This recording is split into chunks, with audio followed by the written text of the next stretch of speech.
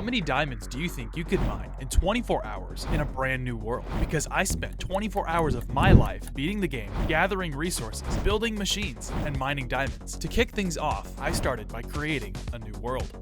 Just for fun, we'll set it to hard. Okay, here we are. First thing I need is logs. So the first thing I'm gonna do is speedrun the game as fast as I possibly can. I was now on the first of 4 stages. In order to mine as many diamonds as possible in 24 hours, I first needed elytra. My first objective was to beat the game. That should be nearly enough iron, and we're already into deep slate, which is good. Okay, full iron armor. Oh, here we go. All right, hopefully this is more than 1. That was 9 diamonds. Oh, there's more right there also. No pearl. That's not good. In hindsight, I probably should not have attacked that Enderman with low health. Okay, here we are. Now that I have the obsidian, we can make our way into the nether. Before I go, I'm gonna make myself a diamond chest plate. How have I not gotten 1 ender pearl yet? Did Enderman just stop dropping pearls?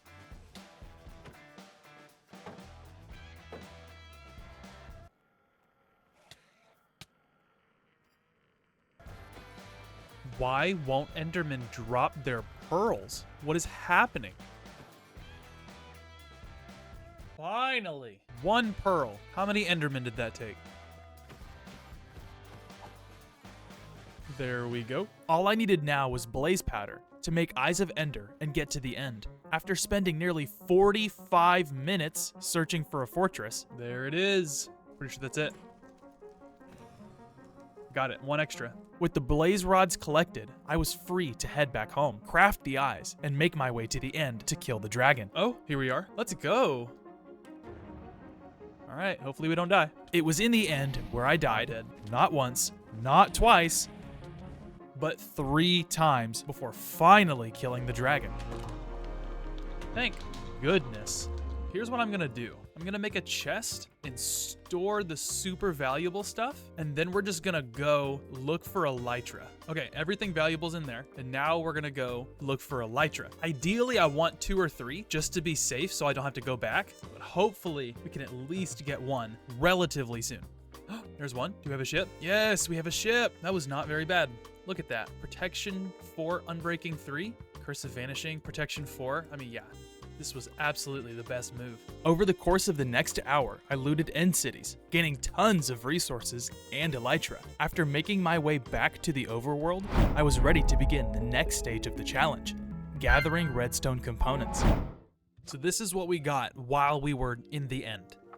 This is the dragon egg, 20 diamonds, loads of gear, 6 elytra, lots of shulker shells, lots of really good pieces of armor too. We're gonna look for 1 spot that has a village and a swamp. This is a big swamp. Oh my gosh, it borders it. Look how perfect this is. If I was going to mine as many diamonds as possible, I was going to need a machine to help me do it. This machine was going to require various redstone components like slime, pistons, observers, and more. The slime, which is gonna come from this area here, is gonna be used to make a machine called a tunnel bore, which is gonna help me mine 100 times faster. The first thing I need to do is start farming slime. All that's gonna require is me to just make this area really flat, and then at nighttime we'll farm it. Normally I would make an AFK farm, but in this case, I don't have time to AFK, so it has to be faster and manual. It might not have seemed like very much time had passed, but I was already on hour 5 of 24. In a very short amount of time, I had the flat area nearly ready. The only thing missing from the area was redstone torches. Before finishing the area, I quickly set up a villager breeder so I can get better enchants like mending later. Just like this. So, to prevent other mobs from spawning, slimes are different. They can spawn in very low light, whereas other mobs need 0 light. So now slimes can only spawn inside of here. So now this whole area right here should be totally safe in the torches from other mobs. Okay, for now we're gonna take a break from that and go back to getting these guys a farm, just like this. Okay, so hopefully that should be enough to satisfy these guys. Look at that, he's giving him a rose. And hopefully that should also be able to provide a stable food source for me. The next few hours I spent gathering resources during the day and farming slimes at night. I ended up breeding some sheep so I could make beds to mine ancient debris in the nether.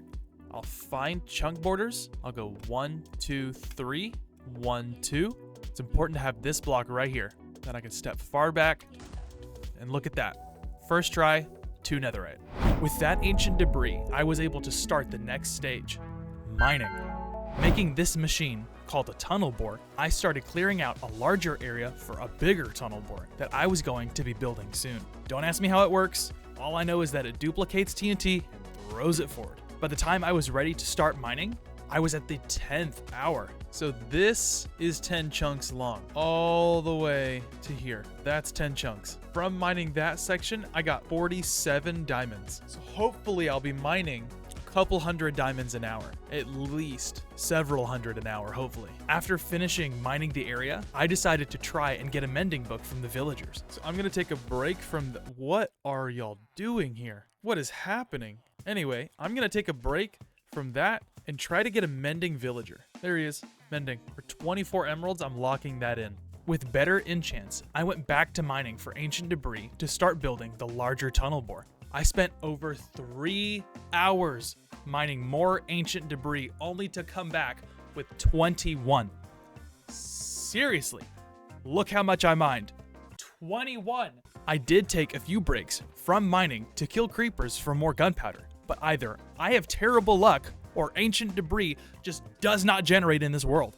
Okay, so I've built the machine out as far as it can go for now, and this is where it ends. So exactly how it is this way, it's gonna be this way, but as far as I can go. So now I just need to clear out this much all the way down to there. So now I'm just gonna build the bores. It should be 8 machines. Hopefully it won't take me long. It's a shame how much time I spent netherite mining and how much I ended up with.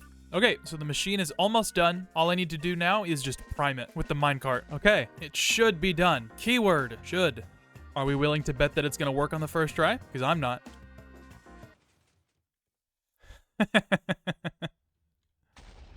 No. Alrighty, let's get this puppy going. Yeah. Just like that.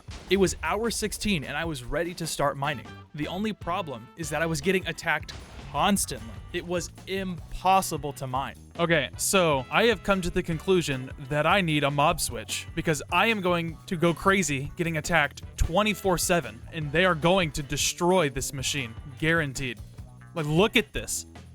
I cannot mine. Oh my word. I need a mob switch.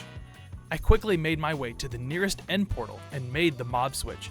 In short, silverfish spawn, and I use this chunk loader to keep the mob cap at max so no more mobs will spawn. I can finally now mine in peace. Oh yes, look at that. Nothing's gonna spawn.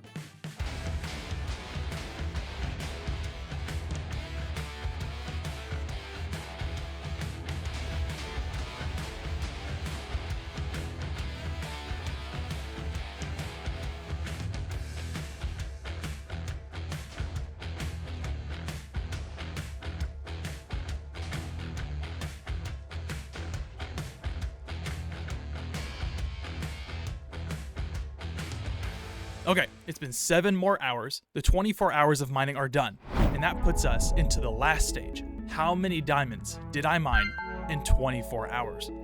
Since I used Silk Touch to mine, I had to place all of this ore. With that done, the only thing left to do was mine it.